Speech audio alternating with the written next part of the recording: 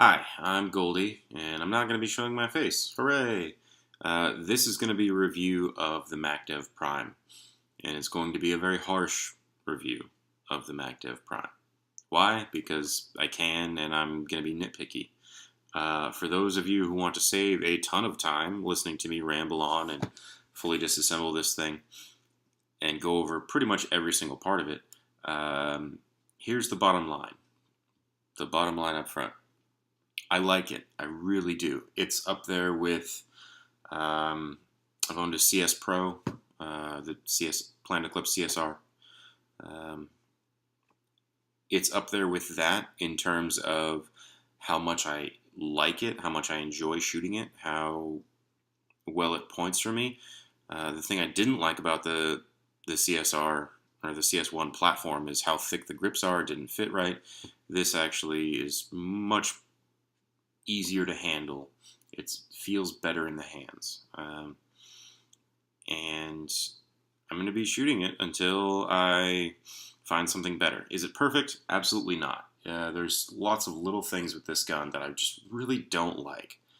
But at the end of the day, I do like the gun, and I'm going to be shooting it this season. So, hooray. The case, just like the Clone 5 case, except red. It's got the big MacDev. First thing I don't like about this thing. So in the Clone 5 version of this case, there was like a business card, little piece of paper that would slide in there that came with it. Now they don't have that. Now I guess you're supposed to put in your own little, property of whatever, then slide it in. Whatever. It's a nice little touch. I wish that it was a bit more waterproof because I live in the Northwest. This sweater is Seahawks green, so I'm up in Washington, and this thing will get wet from time to time. So anyway, also the zipper. I do this with all my zippers, gear bag, every pod pack, belt loops, or not belt loops, zippers on my pants. I make a little lanyard so I can grip it with gloves, and it's way easier to open things. Alright, starting the lid. Shift 2 kit. Just like the Freak, pretty much, you get a 693, 685. The machining on them is higher quality than the Freak, which has been, if you don't know, with the aluminum inserts on the Freak kit, take a micrometer to the inserts that you have, and oftentimes the inserts don't actually match what they say they do. So, like, take a Sharpie and actually write down what they really are. Anyway, this rubbery stuff right here on the Shift 2, I like this rubber a lot. I thought it was very good, very sticky, and I wish that they had kept that rubber on the gun, or on the Prime, or taken the Prime grip rubber stuff and put it on the barrel. Oh well. The tip is reverse threaded. I've never seen the point of reverse threading. But hey, whatever. So, yeah. It fits okay. It's kept in there pretty well. In here, in the barrel bag, I took out the barrel bag and shoved the Allen keys inside, and the lube, a little tiny bottle of lube. It also fits there. Because if you put these in, it's loose, it will fall out and scratch up the barrel. So I just shoved those in there. I still haven't used them. I use, well, you're going to see other means. Put that stuff aside. Alright, now to the flap. I like the idea of the flap because it's neoprene and it protects the gun from the barrels just in case, or if you put something extra in here, it's not going to scratch the gun. It'll only scratch the barrel. Who cares? It's a barrel. Little spares kit, parts kit, an extra O-ring or two of every type, extra bumper, one extra screw for everything. The body to frame screw, the grip frame screw, and eye cover screw. 2 detents and a little guide. I like that in, let's see, in the bag there's the bolt O-ring. They separate it because it is so similar. It's a 16 Tac 2 O-ring, M16 Tac 2, not just a normal O-ring. Now, this is cool that they did that, separating it, except that begs the question, what's wrong with having a standard size O-ring that you can pull from other guns and other part kits? Why does it need to be so unique? I don't know. Thanks MacDev. Yeah. Oh, and a reg seat. Yeah. And a bolt tip. I've never actually had problems with bolt tips, even with the Clone 5. I've never seen one go down or fly off or anything. So, whatever. And the manual. It is 22 pages of color. And, yep. So that's cool. All these things. Now, we'll break down the bolt system, which I will do in the video. Good pictures. I'm going to use this. Alrighty. So, throw the flap over. Here's the gun. So I pre-ordered the Prime from MacDev's website, macdevpaintball.com, and which they changed from like macdev.net. I actually, yeah, it ruined a lot of links that were saved on PB Nation and all that stuff, but whatever. The material is nice. It's a lot of other cases use very, very similar. I wish that they would have had a cutout of some kind to throw like an extra bottle of lube or whatever. They could have used this space, especially this space right here, for additional storage in the case itself, but they didn't. And I really, I wish that they would have used foam, actually. So this is cool, and it's easy to clean, and it's nice, doesn't scratch anything. Got some turf in there. But here's my gripe. If you look, take this gun out. See that little indent right there? These indents. It's because it hits. Why, MacDev? Why? If you're going to make something more permanent like that, like this stuff, then make it exactly correct. Because right now, it's not exactly fitted. And I hate that. I absolutely hate that. And one of these days, I'm just going to take an X-Acto knife, cut the edges, buy some foam, and make a new thing myself so that it actually fits properly. Because, holy cow. Yeah. Now, 99% of the time, you won't even notice. You just drop the gun in. It fits. Like, it's not bad, you know, like, it's not rattling unless you hit those exact spots. Does it move around? It's nice and secure. Like, it's not moving. It's just one of those tiny little things that's going to get to me, that gets to me. And I'm going to show you a bunch more about this gun. Overall, it looks very nice. It's nice and long. I like that.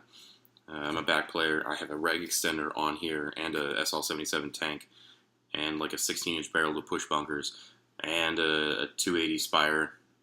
So, like, yeah, my setup is long and big, and it just doesn't move when I lane because that's my job. I don't need to move quickly. I just need to gunfight. Anyway, let's see. So, pushing the case aside. The gun. A lot of things of this are very similar to previous iterations. So the feed neck, the whole feed neck system, is the same as every clone before it. The Clone 5, the GTI, the VX, etc., etc. It all uses the exact same feed neck. And I'll go into that right now, actually.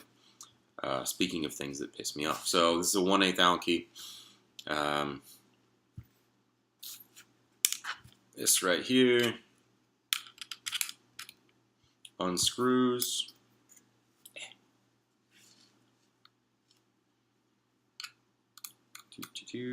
Comes out. To take this apart, it's a 1/16 Allen key. It takes out the little bar, and then this guy comes out. Yeah, let's see here. Tools. So this screw right here that I am undoing with the 1/8 Allen key.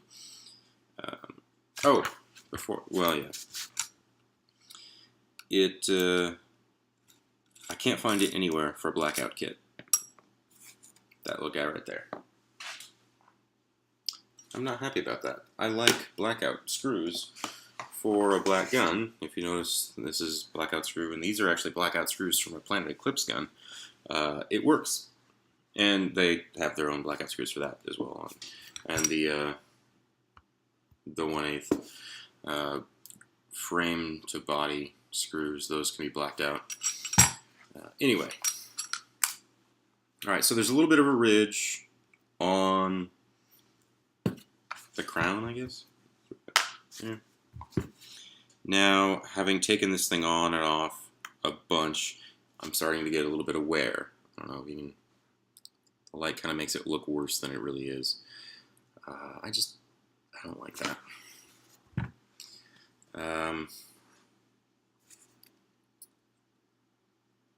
Now this feed neck, I've seen them broken on past guns. Now, granted, it's very, very rare, and it's probably about the same rate as other high-end guns.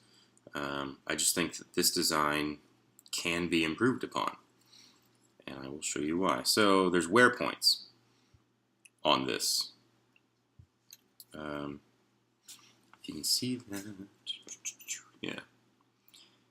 The anno is already starting to come off here, and I've had this gun for just before Christmas, or just after Christmas, like 2 days before Christmas, I think it arrived. And I've used this gun for 5 cases, 3 practices, team practices.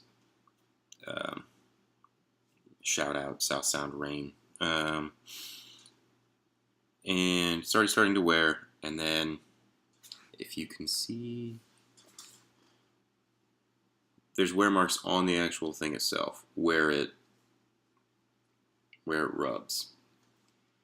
And when you loosen it up, when you loosen this screw up all the way, the lever sits nice and flush around that.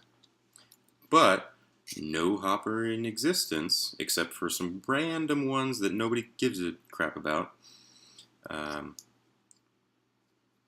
are that big. So the feed necks are about right, yeah, about right there. And now there's a gap in front of this. The contact point is here, and there's a gap up here. That bugs me to no end, because this little nub thing right there that's supposed to fit, you push it in, and it'll still just slide on by, because it's not contacting the freaking feed neck properly when it's actually being used. So I don't like this feed neck design. I just don't. I mean, yeah, it's simple to use, and it's fine for what it is, but there's things that can be improved on this, and I don't like that MacDev kept the same system. It's one of those good enough things, but not really innovative. So that's disappointing. Alright. Put that to the side. What's next?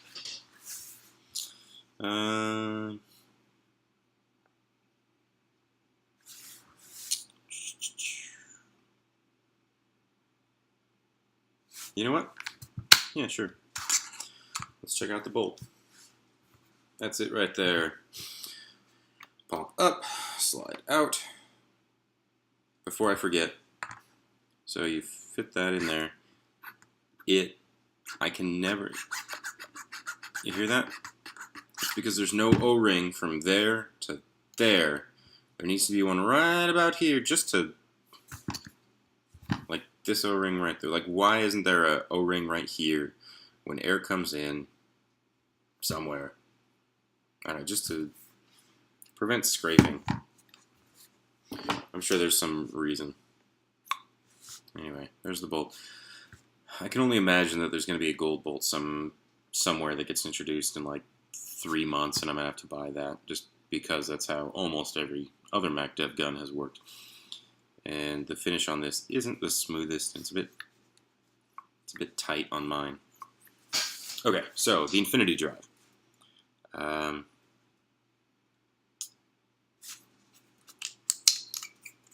unscrew the back. One thing I do like, so these grooves right here are airflow grooves for some reason or another, I believe, because it's like that on the bolt. They serve as little grips for you to actually take off this piece, the valve, and then just push the bolt through. Bolt is very, very similar to the Clone 5 bolt. I don't have a Clone 5 anymore, and so I can't actually compare them. Unfortunately, it's about the same. Yeah. So there's the bolt. Let's take it apart even more. Hooray! So if you look on PB Nation, my account username is the other one, with spaces, not underscores. I took apart this entire bolt, laid it out, and took a picture. So this just houses the spring. This right here is a 1/8. So let's take that off. I don't know if the Clone 5 back cap will fit. I don't think it will. But this piece is very, very similar to the Clone 5 and Clone GTI back piece. It's a little bit different. I'm not going to take off all the O-rings. Okay, so this in here, this air goes, fills up this chamber, and in here, and it gets stopped right there by that O-ring on the inside of the bolt. So all that, where my finger is inside, has air. Air, once the bolt goes right about there, air goes around this little orange cone, around the O-ring, and down this valve, which still sits inside the bolt, and through the bolt, and to hit the paintball and send it flying. So 1/8 Allen key, pretty easy to do. Oops. There's an O-ring there. So this thing is hollow. It does not have a hole in the top, just so you know. So yeah, it goes around that. So that's cool that they're doing that. This white nose cone valve piece feels 3D printed, and if they just took a piece of sandpaper to it, I think just to round off the sharp edges, like right here and here, and made it come to a point, I don't know, I think it'd be more of a finished product. It doesn't feel like Delrin, it feels 3D printed. So there's that. This is all one piece. This right here is the bumper. It's a pain to remove. And yeah, after about 5 cases, it's I don't even see a mark. So that's cool, because the bolt hits it. Did my screen just go off? Yes, it did. Alright, so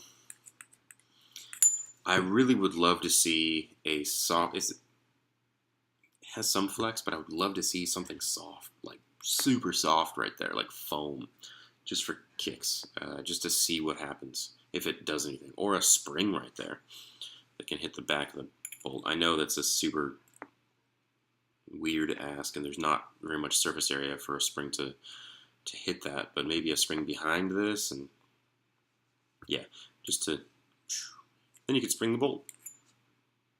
You can actually fit a GTI spring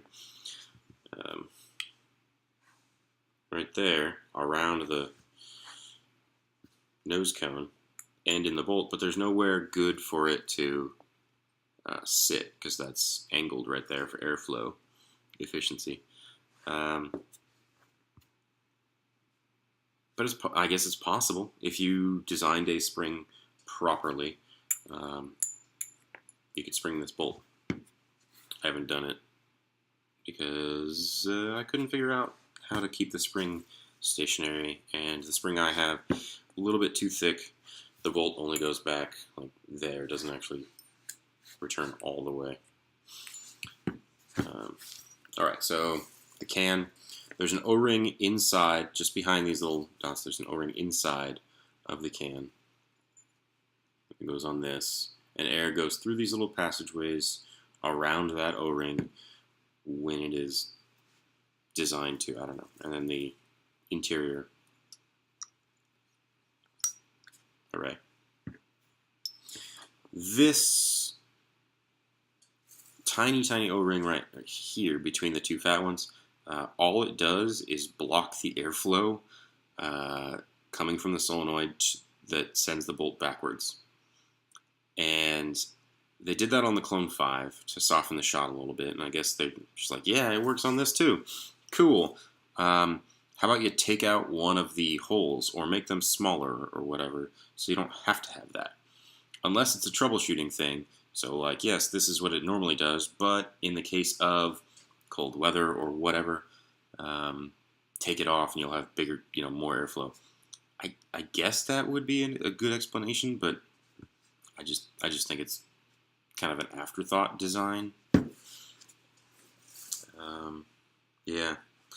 So here's all the pieces. Notice I've used one O-ring or one Allen key so far, the 1/8, for these parts. So now I'm gonna put it back together. Hooray! Starting with the back cap. Hopefully you get the black on black. It's like a mouse pad. Kind of hides the things. And I'm sorry about that. Now I forgot which way this goes.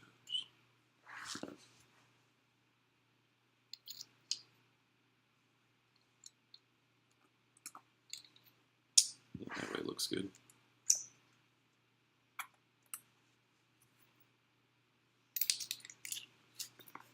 Ugh. I'm terrible at this.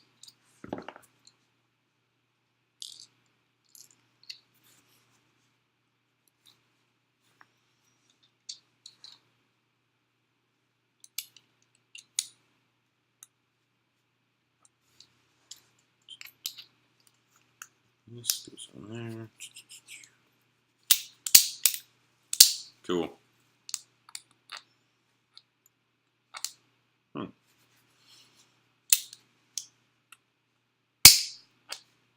That's cool. That goes in. Oh, you can see that. Okay.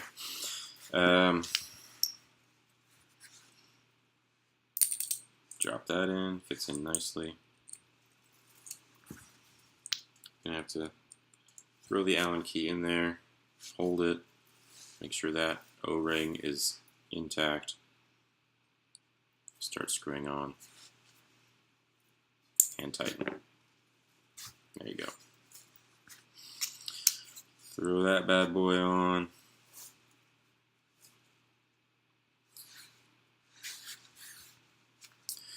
And of course, lube the bolts out O-ring. That O-ring is the front bumper. It why not make a special bumper like that and throw it on there? So, oh well, whatever. So on my MacDev Prime, the bolt doesn't slide super easy like it does on my GTI or on some die guns and stuff. So like the flick test goes about that far, which if I was working on any other gun, I'd be like, yeah, something needs to be changed or lubed or whatever. On this one, it just is that way right now. Yeah. But that's cool. I can feel the air cloud pushing, so I know it's not gonna leak. Alright. Next. Putting the 1/8 Allen key. Actually, yeah. Let's keep the 1/8 Allen key. Keep it going. See how far we can get with it. Break that. Break that one. Screw the L shape. These things are super cool.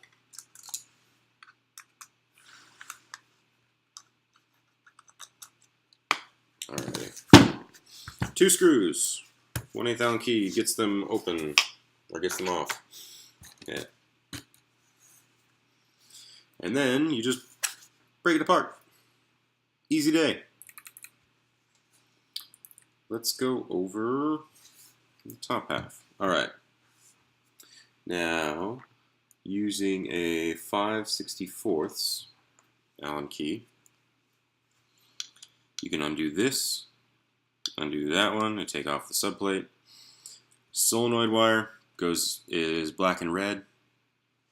Eye wires go from the eyes, of course, inside, around the solenoid, into this. Both eyes connect to the same connector. The board, also 5/64. The solenoid, 5/64 on both of those. Yeah. Air transfer O-ring from the grip frame into the body. That's pretty much the body. Yeah, let's go for the grip. Before I do that, 5/64. So on the back side of the grip, 5/64. This little guy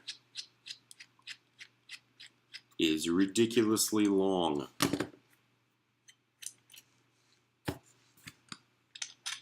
And this cap comes off.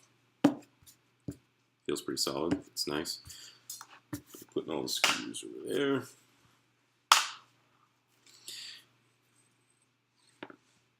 And that just comes off. This front grip thingy is square. And as long as you have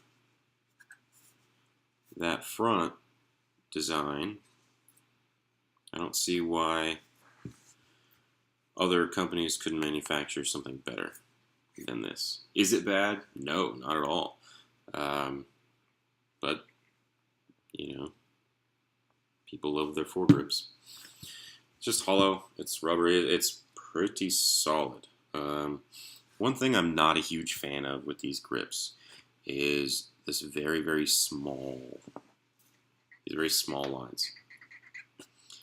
Dirt gets in there really easy, like really easy. So on a lot of Planet Eclipse grips, people have them dirty as all hell for some reason, and they don't know how to take a toothbrush and just scrub. They're easy to clean. This gun was used in a rainy practice, rainy, muddy. It was all gunked up everywhere. Warm water, toothbrush, some wet wipes. I have a pick for like just detail work if I really want to, but it's not really necessary. Yeah. One thing I do like about this, it's got the the very slightest ever concave, convex, whatever, it bends a little bit outward, and that fits my hand. If you close your hand, that fits the hand a lot better than what Planet Eclipse did with the 3.5 and the CS1 and the LV1 and all their new guns, where it's convex and it goes that way. It never fit my hand perfectly correct. I've had two Geo 3.5s. I've had a GSL. I've had, of course, the CS Pro, and I've had an LV1. It never felt right. This feels better in the hands. When you grip it, it feels like you have contact up and down and in the middle of your hand, because your hand cups it. Ergonomics, Planet Eclipse, ergonomics. Anyway, I really like the front grip, how stable it is. One thing I don't like, however, is this thing has two screws that attach, and so this is the 1/8. This one's kind of long. This one was, I don't know if I put the black screw on there or if it came like that. All right, so there's one screw down using the 1/8 Allen key. There is an Allen key, or sorry, screw inside this hollow bit, right down there. You cannot see what it is. I'll tell you what it is. It's a 3/16, and I bought this specifically for the front grips of the Clone GTI, Clone 5, and now the Prime. So I like that it is the same size, but I wish it was like a 1/8. You know, it's like every other part of the gun. Ooh, it really tightened that. Whee! That bad mamma jamma is a 3/16. If you get one of these guns, or a Clone 5, or a Clone GTI, I highly recommend grabbing a 3/16 T-handle. It'll make your life a lot easier. Don't get the ball end, get the flat. And this piece is just simply made. It works. Yeah, I like it. So, let's see. So that fits on like that. This fits on like that. And it's a nice little front grip. There's nothing to it. I almost kind of wish that there was some storage capability in this thing. That'd be kind of cool. I don't know, maybe I'm too used to tactical manufacturers advertising to people of my ilk before we go into points. Alright. So that's the only time you're going to use this. Use the 3/16. That's it. That's why I wish it was some other size of hex screw. I don't understand it. Also, something I'm not a huge fan of is the 3/32 Allens that you need for the eye covers. So these are the blackout screws that I threw on there. Why are those 3/32 instead of 5/64 like everything else on this gun? All these are 5/64. Why can't this be 5/64?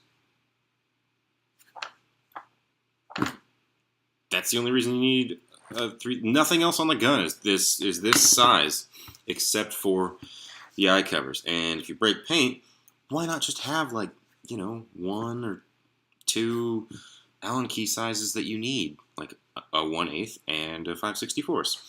Pretty much good for almost everything else in the entire gun, except for this. Like, why do I need to pack this extra thing in my gear bag for this? So that's kind of a, yeah. Anyway, guys, yeah, pretty simple. The detents.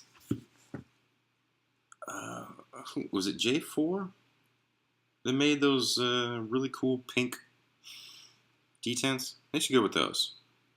They've been offered up to the industry, and they should become industry standard. I think it'd be really cool. Because these things, I mean, yes, they work. They're nice. They're nice and springy and bouncy, and they last quite a while. They're just a pain to clean, because you have to grip. So how I clean these when I've like broken a ball or what, because first practice we had that I used this thing this year, everyone was breaking paint. Like, no, it was the second practice. Everyone was breaking paint. I did a shot comparison with this against a CS 1.5 that belonged to a teammate. Did the video. They shot about the same, by the way. And right after we ended the video on my phone, we both broke paint. Like, we were just finishing off the hoppers. Not like popcorning the hopper. There was plenty of paint in each hopper. And we were both using, I think we were both using Spires. We both broke paint. Like, just soup. Anyway, so I do this.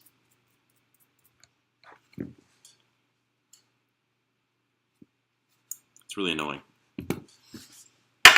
to get those perfectly nice.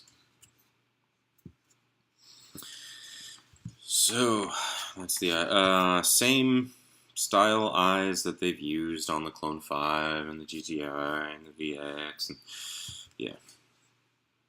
If you have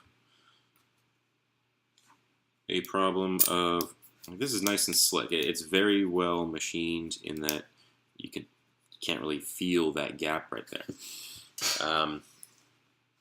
How do you pick it up, or how do you pick it out? If it won't come out just like that, stick your finger inside and push on the detent, and it'll come out.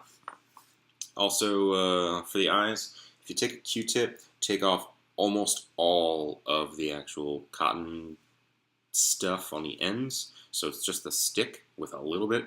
You can shove that straight through. Works really well, and same with this, back and forth. Yeah. I'll put those back on.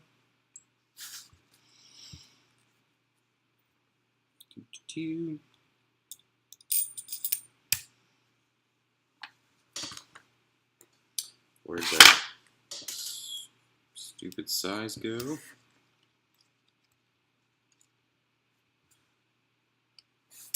And there's that. So I have Prime P1A023, number 23, because I pre-ordered. Before I put this to the side, I'll give you a nice slow look. Hooray. It's the same type of solenoid that the Clone 5 used, not the same type as the GTI, unfortunately. You can do maintenance on these things. I'm not going to do that right now. I don't care enough for that. Anyway, there you go.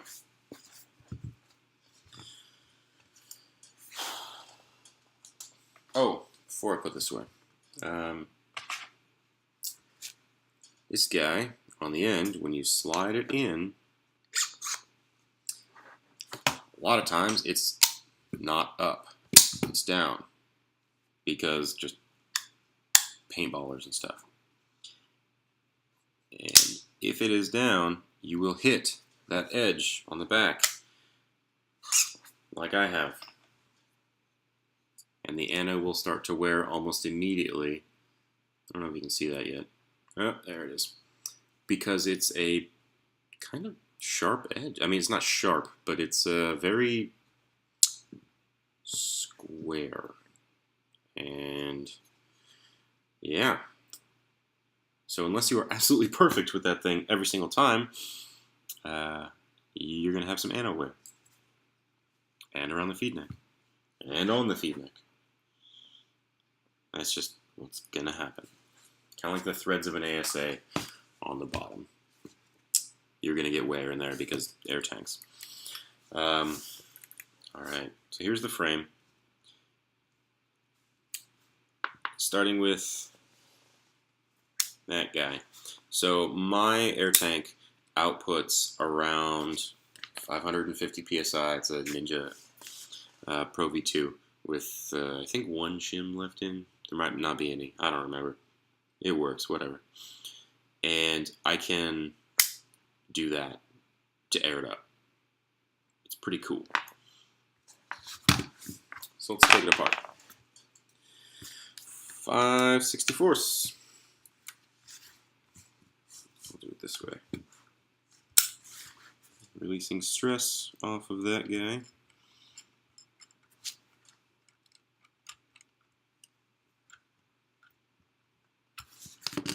You're going to want to push in with your finger, because it's under spring power, so yeah, and then that will just fall off. On the inside of this, NO wear. It's going to happen. It just does. That's the part that hits this thing that pushes the pin on the inside and gets you all aired up. So you're going to get NO wear there. I wish they had a better design to prevent NO wear right there, but they don't, so whatevs. Alright, this guy, the 1/4 Allen key, can be inserted in there, and you can unscrew this.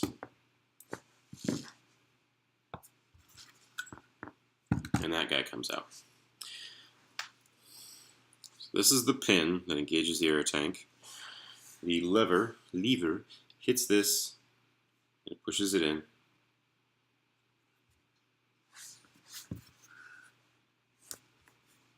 Cool. The pin there's an O-ring in there, and on the outside. So, yeah, just easy day.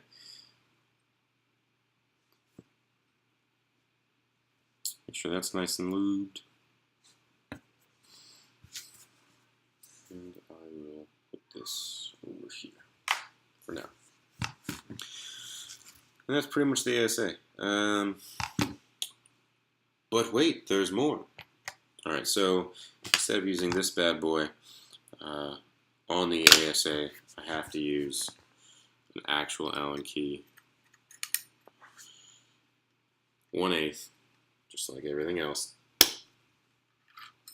Because I tighten the ever-loving crap out of the ASA. Oh, before I loosen it too much. See that right there? There's a lip. It is not exactly machined to be a nice and perfect. You can kind of see it there.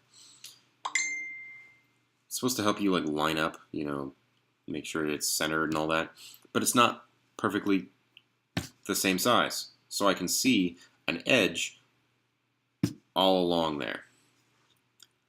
Don't know if my camera can catch that. So it's centered, it's good, and it looks weird, which is stupid. Come on, MacDev. You're better than that. And you can't just undo one and then undo the other. You kind of have to get them both to do. Yeah. Okay.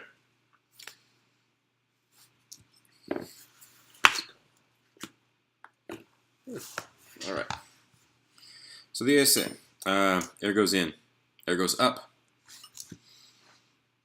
Goes up through that hole, the front one. Goes into the regulator. From front to back.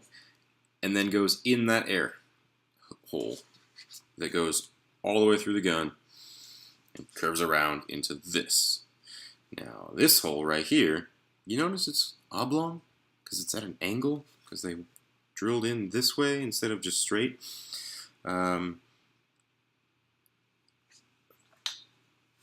Look back here. That's round. There we go. That's round. That's oblong. Yes, it fits, but come on. Make this one oblong to properly fit it. Or make this one square Like straight up or something. That worries me every single time I put them together. Every single time. It just doesn't seem like it's a very good design. Has it given me any problems whatsoever? No, never has. Am I suspicious as hell of it? Yes. Yes, I am. Anyway, so this hole is stopped by that O-ring, this back O-ring right there. It helps keep it, level. All right, so in principle, the ASA operates very similar, like the attachment points are similar to the Clone 5 and the GTI. A little bit different in how this is set up, but I want them to have a screw up front and in the back. They can have a screw up front. There's space for it. There's right there. Look at that. All that space. But they want this insert and then it drops in, insert and then it slides over. And that's how they want it done. That's how they've done it. I don't like it because you can twist the ASA a lot easier than in other guns when you're attaching it and detaching it. You're going to slide it over and then take it out. And these are 1/8. Not 3/16, 1/8. Like everything else, as it should be. But yeah, the ASA, it's given me zero problems so far. The lip, when it is on here, it sticks out a little bit. And so far, I've only caught it on the case. I haven't accidentally degassed. I haven't hit it on anything. And it's still good, actually, so that's cool. I thought it was going to catch on more stuff, and I thought it was going to piss me off, but it's actually not that bad.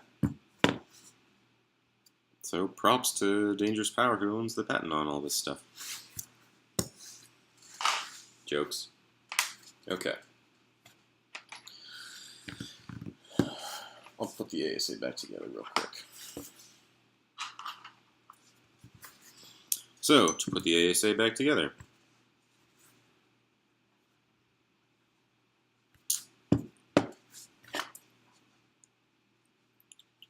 put that on your 1/4 Allen key, shove it in where the tank goes, screw, and tighten. Now it's in. Then, from the front end, make sure the spring is on there, otherwise it won't degas. Yeah, throw that nice and center, nice and gentle and gingerly. Try and line it up. Yep.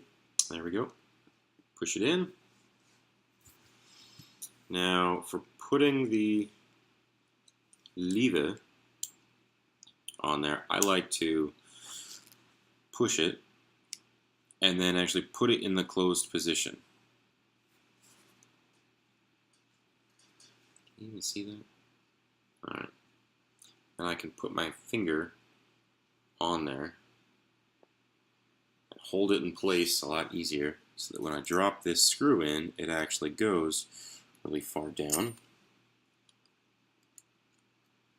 So it's not putting a lot of stress on the screw as it's being screwed in. And there we go. It comes all the way flush to the other side.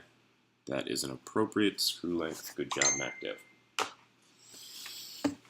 Alright, let's get rid of this 1/4 inch Allen key because it's going to do nothing else for the rest of the time. Should have used a 3/16 there, huh? So I could have used this bad boy. Or, should have used 1/4 inch on the front grip.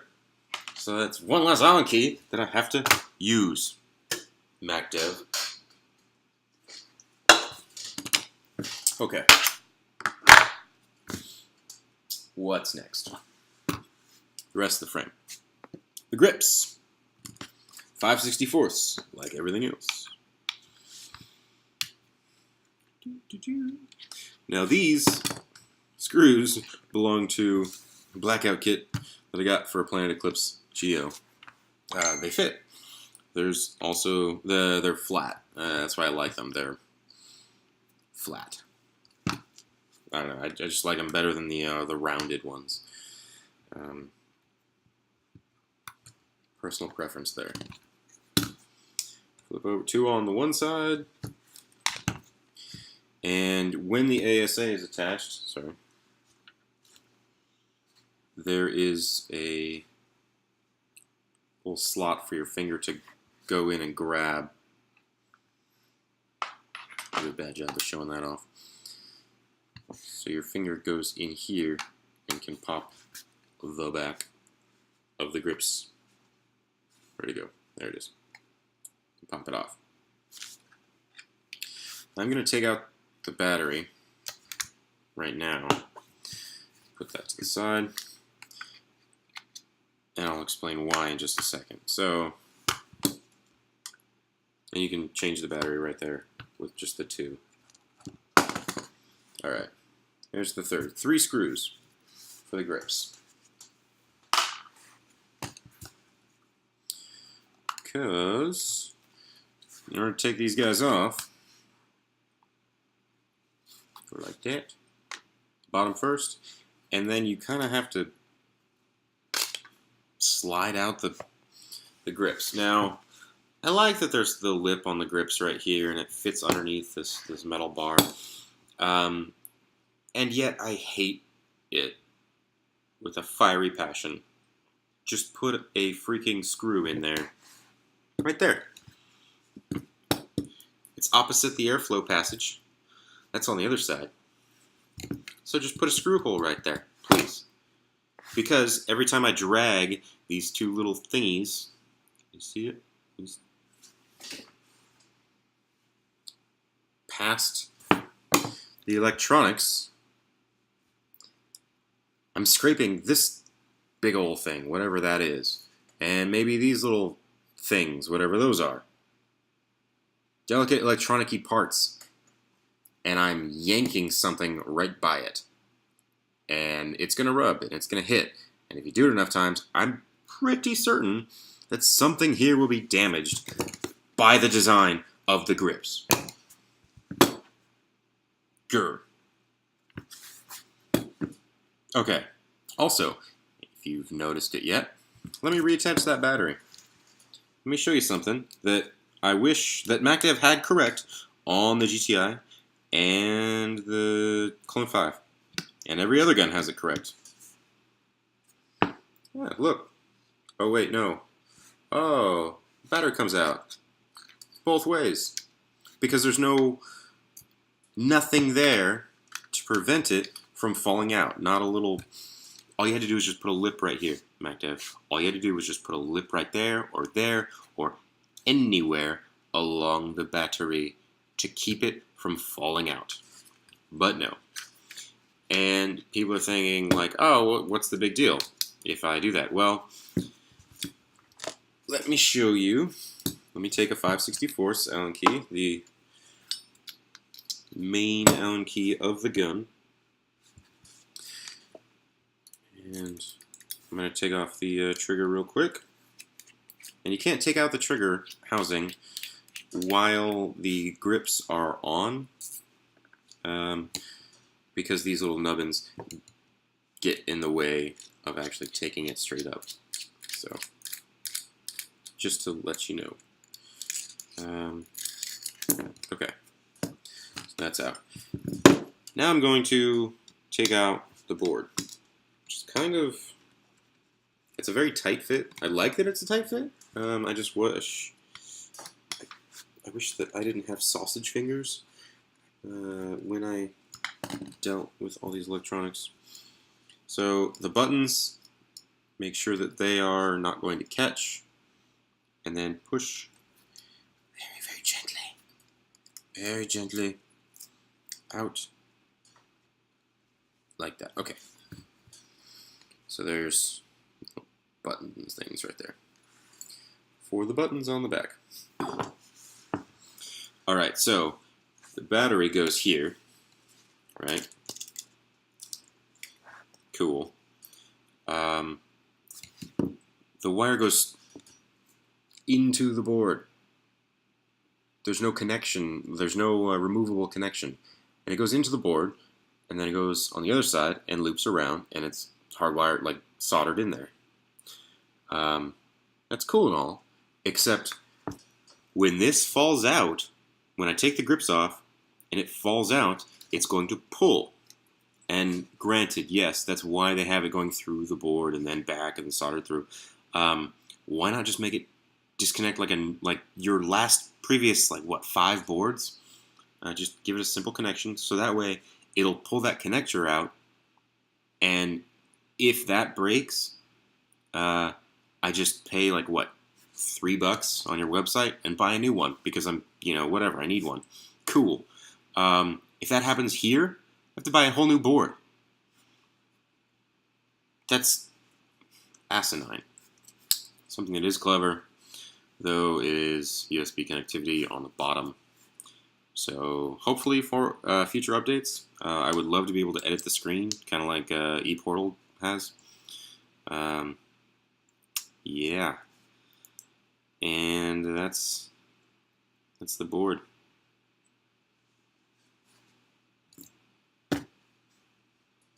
The battery terminal thing pisses me off. You do have lots of real estate here. You could put in the hardwire spring things for the battery. I don't like these wires.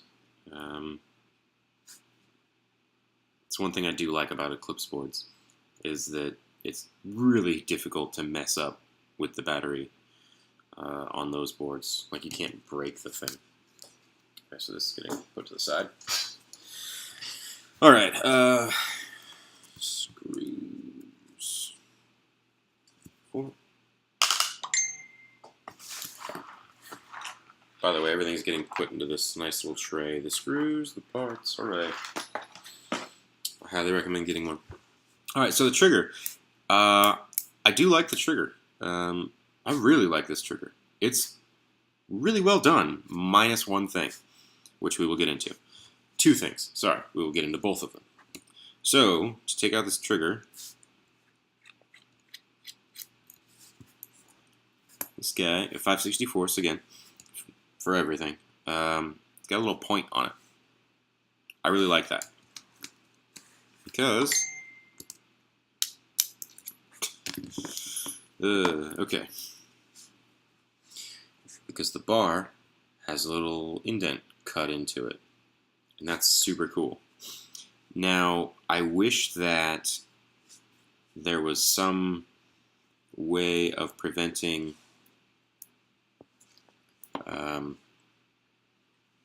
these bearings from falling out, because they quite literally can just fall right out. They haven't yet, thankfully. And I don't think they ever will, but they can. And Murphy's Law. If it can happen, it will. Oh, wow.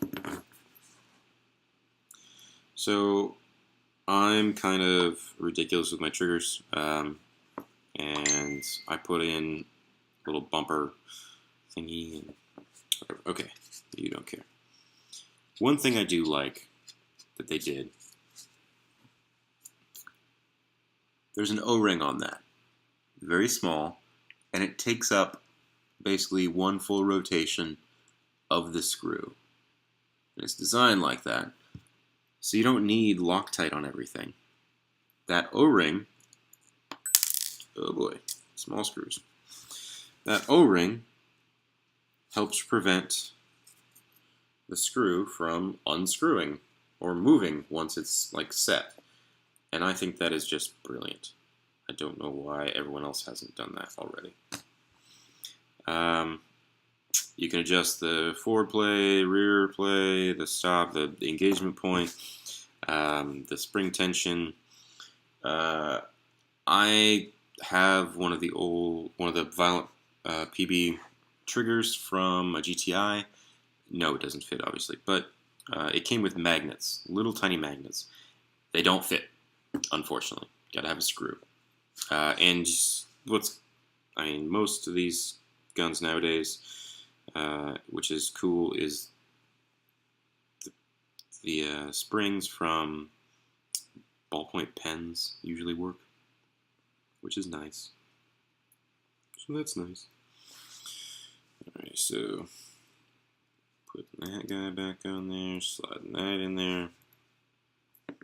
Woo! Oh, fell out.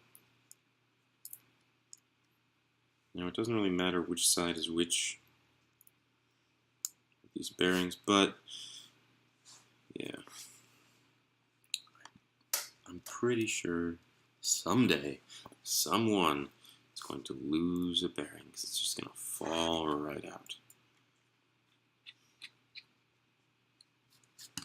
But as long as that bar is centered in the middle, it doesn't have any side-to-side play.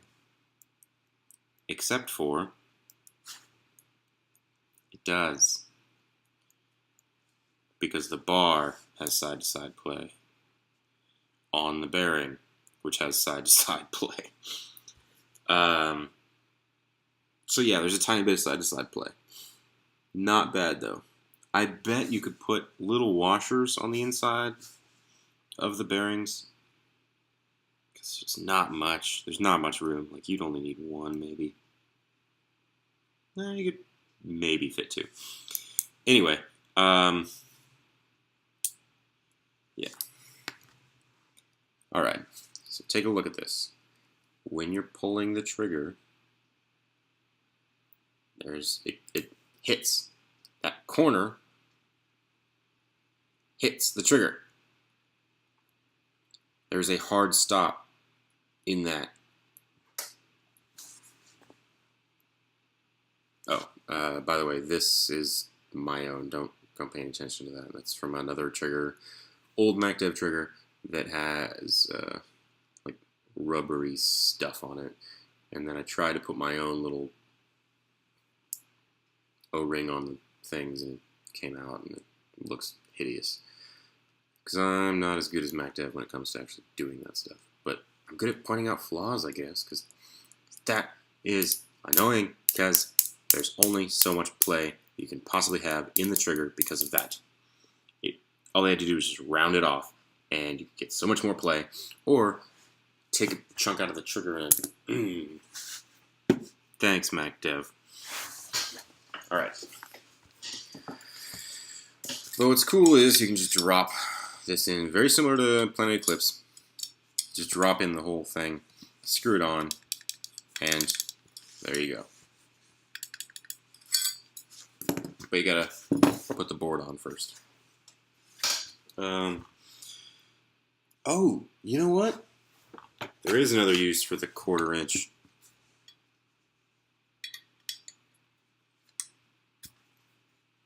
Quarter inch hex for the regulator, just like the Clone 5.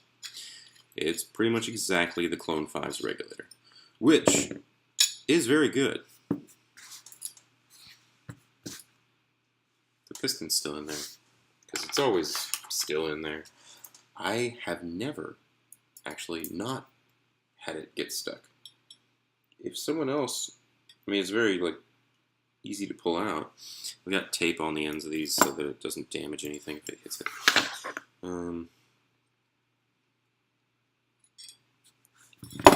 If anyone's piston does come out super easy, please let me know how you did that, because I still don't know how to do that.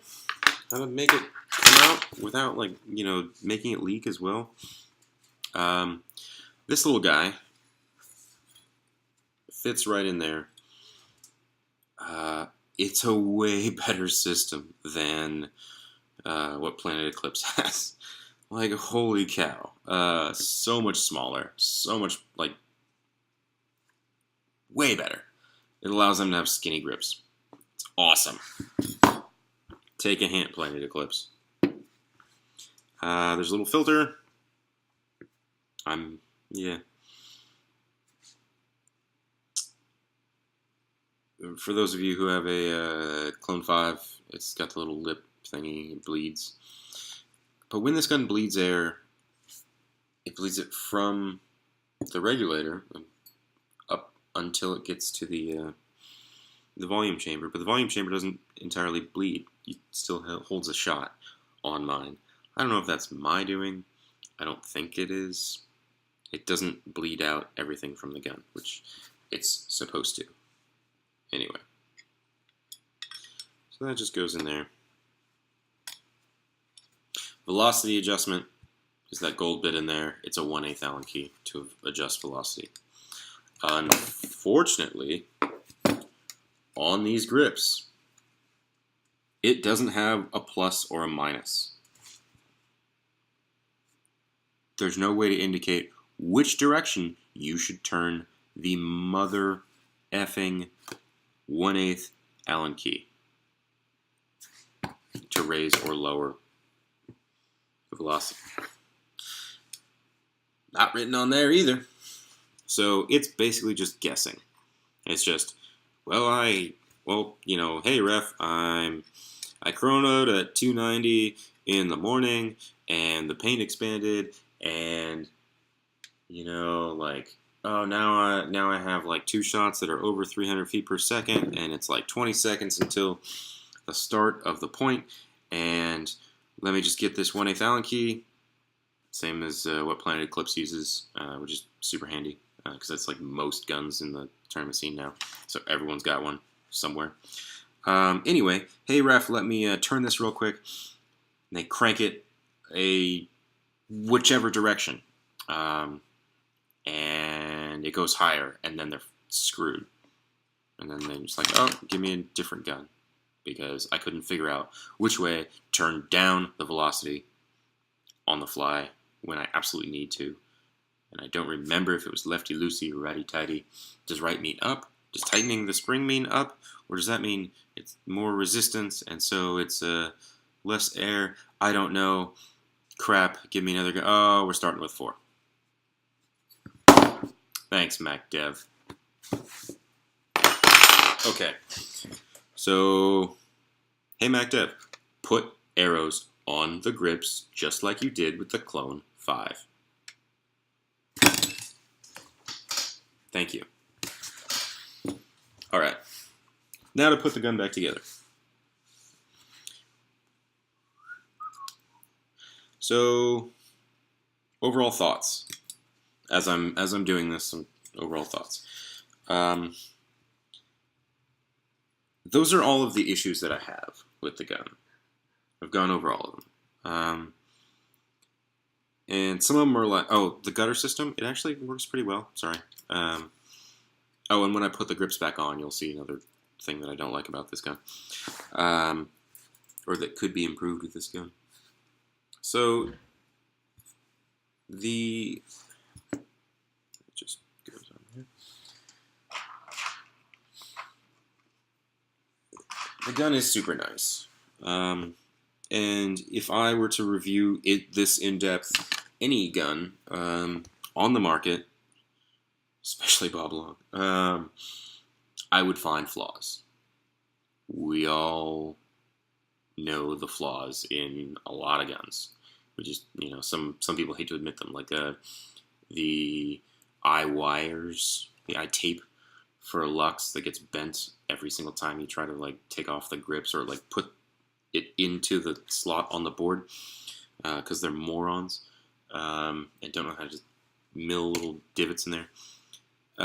Or the grips on the CS1, like the foregrip and the rear grip, that everybody hates. I have big hands, you can tell I have sausage fingers, and it's still too big for me. I don't like it. Let's see, what else is there?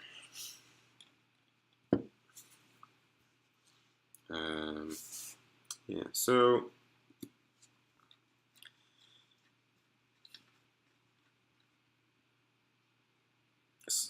I got this gun because my favorite gun of all time is the Clone GTI. I basically took the back end of a Clone GTI, which is bigger than this, and just cut off a bunch of these things and made them narrower, so there's more air volume in the volume chamber, and then you can mess with the settings a lot more.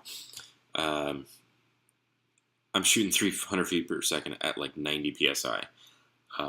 It's amazingly smooth. It's awesome. I love my MacDev GTI. It's the smoothest gun I've ever shot, and I've owned Lux OLED, M2, CSR 3.5, GSL, Colin 5s. I've owned a couple GTIs. Anyway, I love that gun's shot. And when MacDev was developing this thing, they wanted it. They were like, oh, yeah, I talked to James at a tournament once in Northern California, and I got to shoot one of the potential prototypes of the Prime engine in a Clone 5 body, and wasn't that impressed, but I was impressed with the shot once you actually got up to a proper ramp, like at 10 or 12 and a half or whatever. It just levels out. It's smooth. It's like think of about the SR-71 Blackbird. It leaked fuel when it was on the ground, but once it got up in the air and things expanded and everything, then it stopped leaking. Then it was actually everything smoothed out, and it was a joy to fly, supposedly. That's what the Clone 5 did. That's what this gun really does well. The regulator in it is on point. Once it gets up to, like, I had it at 12 ramping at a practice, and it just smoothed out once it got up to normal, like, leaning, speed. And I loved it. I enjoyed the shit out of it. Excuse my language. But, one shot? It's got a very quick bolt. Like, the bolt moves fast. Bolt moves very fast. It's a much faster shot than, say, a Geo or a CS1. Same thing. That bolt moves nice and slow, and I dig the SFR on the Geo line, and I wish that this gun had something very similar to that. If it did, I would slow this bolt way down, and it would smoothen it out quite a bit, because even with as fast of a shot, it's like, I don't know if anyone's noticed, like, I don't know if anyone's shot a die NT recently, but it kind of feels like a die NT in how fast the bolt moves. Like, it's a very instant shot. I wish it was a tiny bit slower, because then it would feel a lot smoother in the hands when you're shooting just one or two balls. This is annoying. There we go. And I like to kind of crank down on that because it's a foregrip. So it better not come loose. Anyway. Alright. Say goodbye to the 3/16s. So this gun's shot is very sudden, but it's all things considered, it's pretty smooth. Especially when you actually start, putting a lane down. And I would love to see if I could get it even smoother. Oh, reattach the foregrip before you put on the grip frame, because this gets super difficult when you have no space to do it in. This is easy now. Anyway, I still prefer the shot of the GTI. That's end of story. The GTI bolt is a complicated mess, and I think improvements can be made to it, and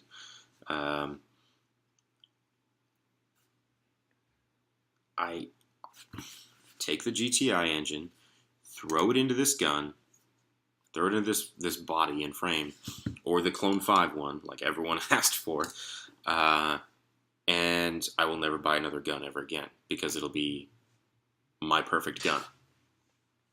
Other than random stuff like that I'm not a fan of.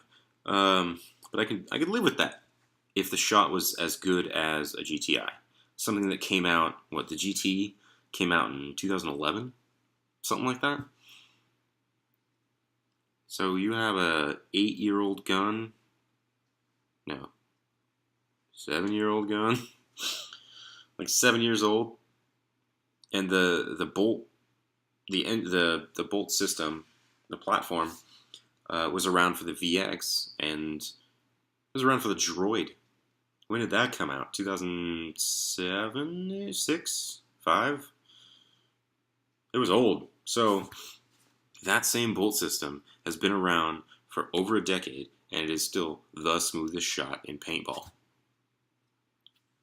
And we're still chasing that. That blows my mind. Just like the old DMs, I had an old DM9 once upon a time. That shot was smooth as well, and my M2 doesn't come close to it. And it's like, why doesn't it? Why are companies going backwards in terms of smoothness? I can handle a complicated gun and a system that needs to be lubed every day, every 3 cases. Lube it. Cool. That's at the end of a tournament day, or whenever you have a break at the end of a tournament, just lube 3 or 4 O-rings and boom, you're set. I'm all right with that. If the trade-off of that, of the complicatedness, is the smoothest shot I can possibly get in paintball, I will make that trade every single time. And a lot of other people will too. At least I think they will. Because that, and people say oh, it's not reliable. Bullshit, it's not reliable. Excuse my language. It is reliable, the system, if you take care of it, because they've used the same platform and worked out kinks from the Droid to the Clone 2 and the VX and the GT and GTI. It's gone through 7 years of prototype testing. So just take that and throw it into one of these that has a great feel to it, and you will earn whatever you charge. $2,500, $3,000. Yes, I will buy it. I don't care. I will buy that gun. You put the GTI engine in this, charge me $3,000. I will be the first pre-order for it. Take my money. But nope. Nope. Thanks, MacDev.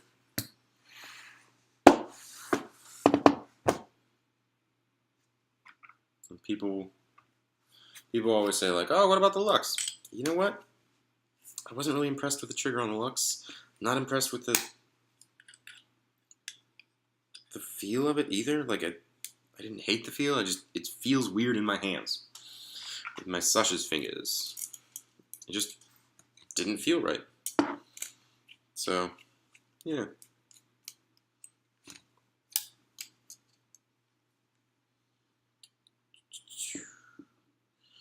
Lining up this. Tightening it a little bit. Tightening it more. Can you see this? Oh, no, you can't. Let's go. There we go. One donkey. That bugs me. But oh well. Price you pay, I guess. Let's see what else we got. Okay.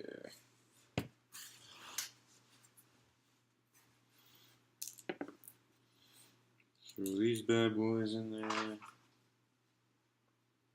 It's a frame screw.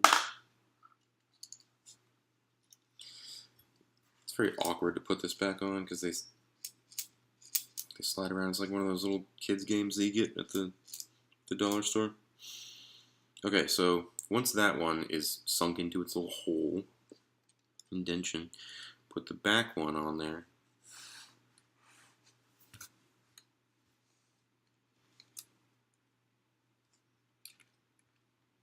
Hey, you can even start it like this. That's cool.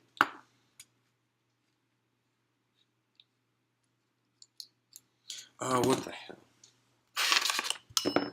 Not 1/8. What is this? 5 30 seconds? 5 30 seconds, Allen key. My bad. Alright, so screw that back one until it's pretty much flush-ish.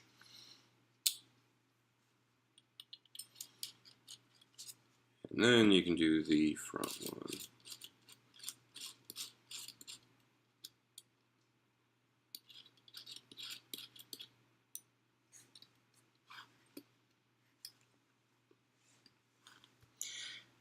Making this exactly even was kind of a pain.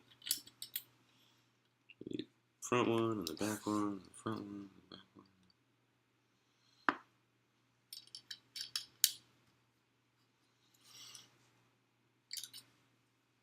Tighten, and tighten, and you check, and you check, and run your fingers along the sides. You know, and then check the weird divot thingy. It is off.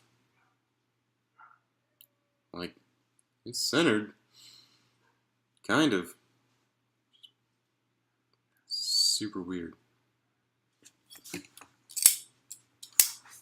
Thanks, MacDev. Alright. What else do I have to do? Alright, so putting the frame, the grip frame, onto the body of the gun. I do the front, and then the back.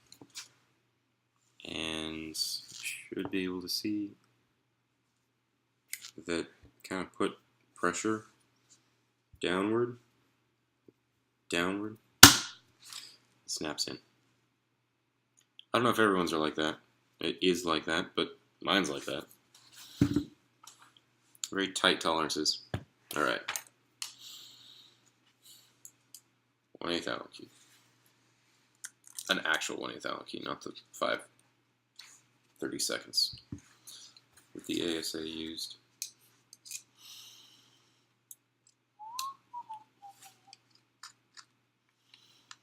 So I just get them finger tight, then I take the 1/8 Allen key, tighten,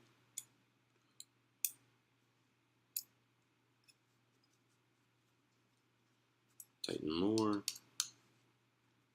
tighten more. Alrighty.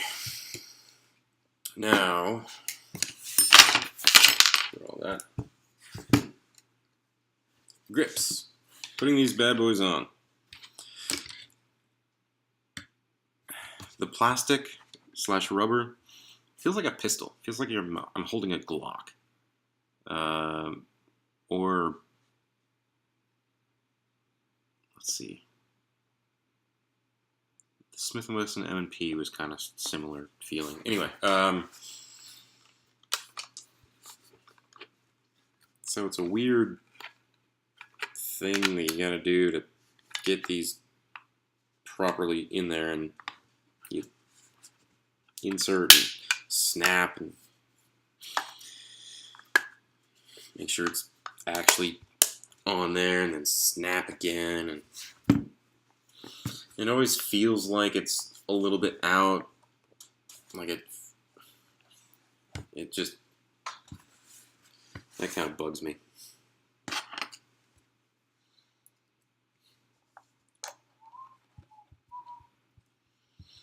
Anyway, tighten,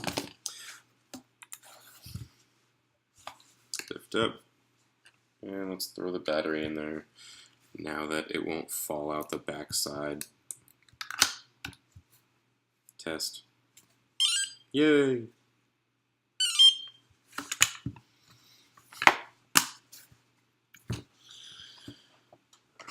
Screws. Is this video long enough for you yet?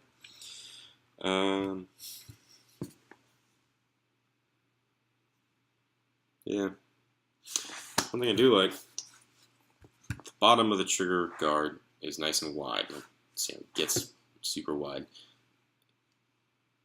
It's not as sharp anymore. So that's nice. Other parts of this gun are super sharp. Like, take the grip frame out, and the parts that's covered, obviously, now, kind of sharp. Also, right here, this could have been rounded, and it wasn't. Is it sharp? No. Is it a square angle? Yes.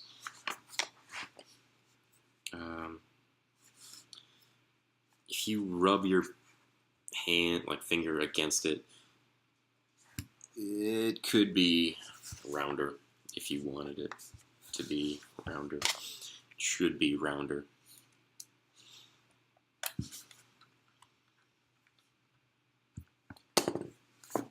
But in the hands, ergonomically, I really like that. Just nice and flat. Ergonomically, it's great. Picking up one of these guns, picking up the Clone 5 as well, you throw a tank on there, and you take a shot, and it goes where you think it should go. Like where you point, I think it's going to go there. I pull the trigger, there's no adjustment, it's just on. I love that about this gun. I love that about this gap. This is some serious gappage right here. This length is just ridiculous on it, and I love that. Some people hate that the ASA is flat on one side, has the stripes on the other. I don't really care. I think that the stripes are kind of weird design choice by MacDev, but hey, whatevs.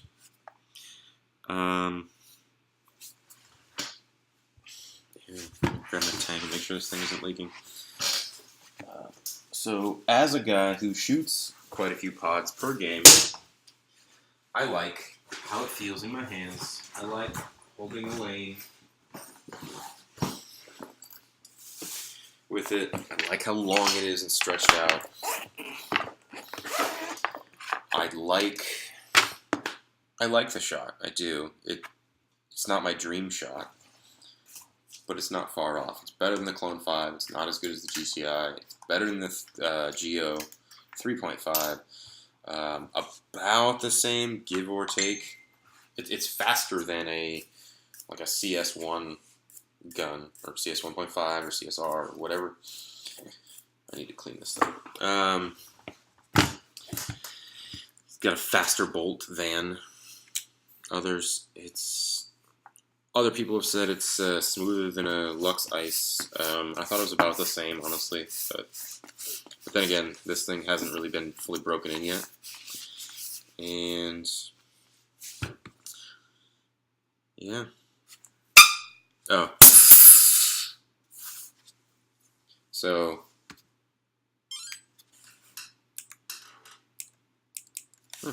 didn't hear it. Okay. So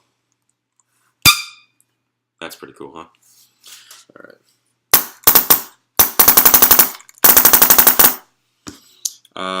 Nice and easy against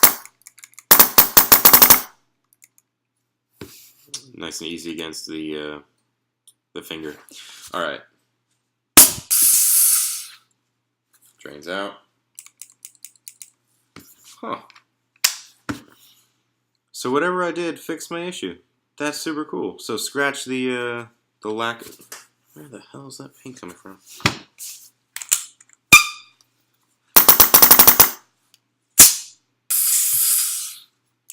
Huh. Alright. I no longer have the issue of it not draining air and saving a shot. That's super cool. Thanks, MacDev. I'm just an idiot. And I'm probably an idiot about a lot of other things that I've said about your gun today, but my bad.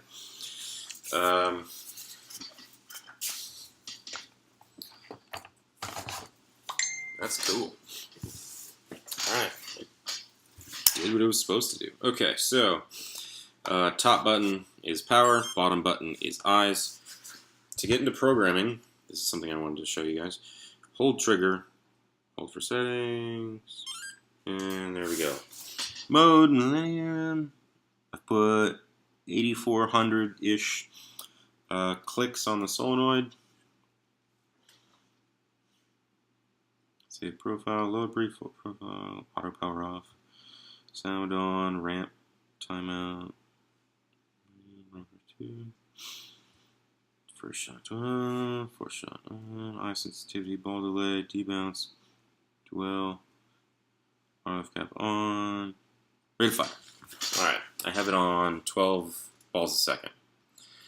In order to select it, hold the trigger, and now you use the back two buttons for up and down, except I'm going to hit the bottom button. It's going up. I'm going to hit the top button now. It's going down. Hold trigger. Why, MacDev? Why is it reversed? Why when I hit the bottom button, it goes up, and the top button, it goes down? That is stupid. Okay. Mode, Millennium. Okay. So, and then hold power, turn off. That's just weird. Does it affect anything? No, of course not.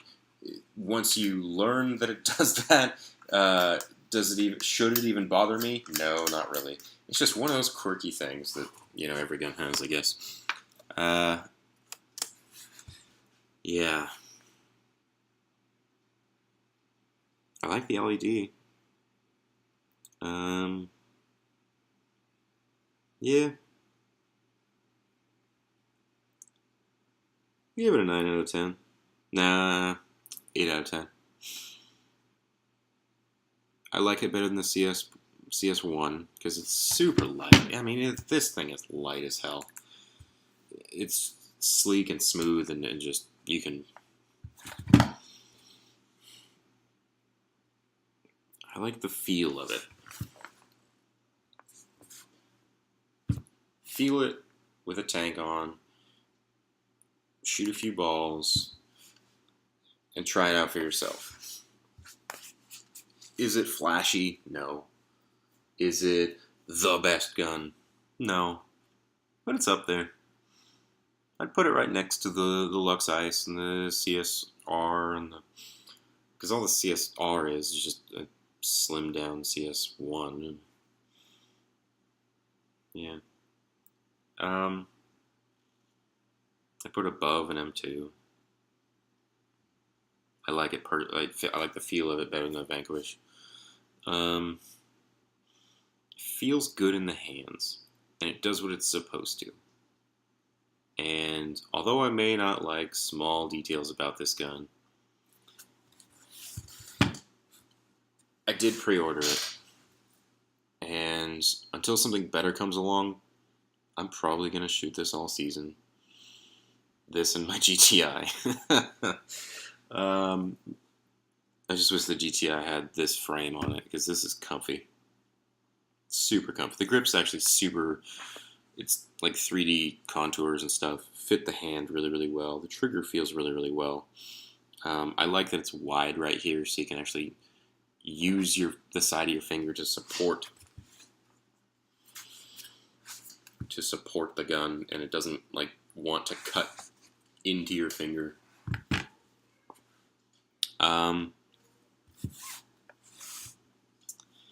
Yeah, it's good. It's really good. Thanks, MacDev.